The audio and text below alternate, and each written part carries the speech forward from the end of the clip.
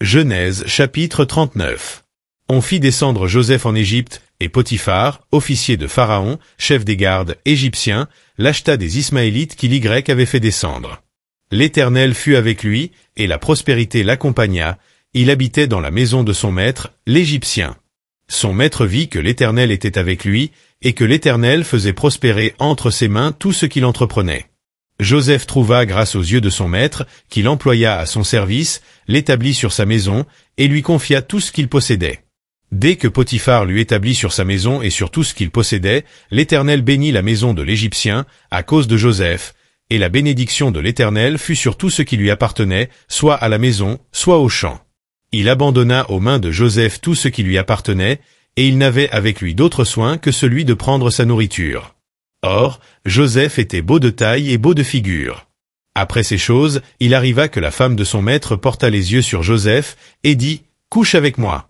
Il refusa, et dit à la femme de son maître, « Voici, mon maître ne prend avec moi connaissance de rien dans la maison, et il a remis entre mes mains tout ce qui lui appartient. Il n'est pas plus grand que moi dans cette maison, et il ne m'a rien interdit, excepté toi, parce que tu es sa femme. Comment ferais-je un aussi grand mal et pécherais-je contre Dieu ?» Quoiqu'elle parlât tous les jours à Joseph, il refusa de coucher auprès d'elle, d'être avec elle.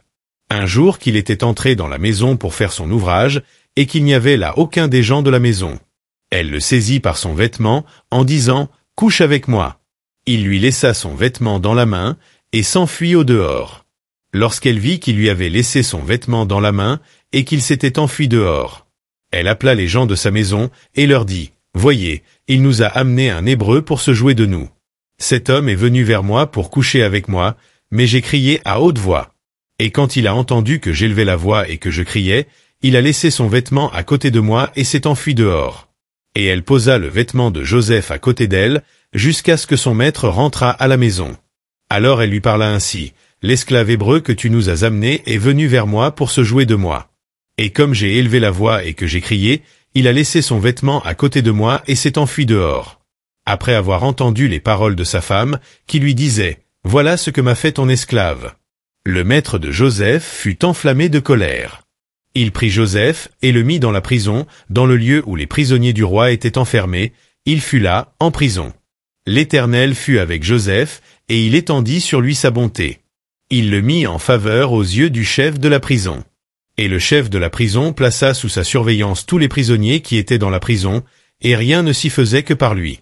Le chef de la prison ne prenait aucune connaissance de ce que Joseph avait en main, parce que l'Éternel était avec lui. Et l'Éternel donnait de la réussite à ce qu'il faisait.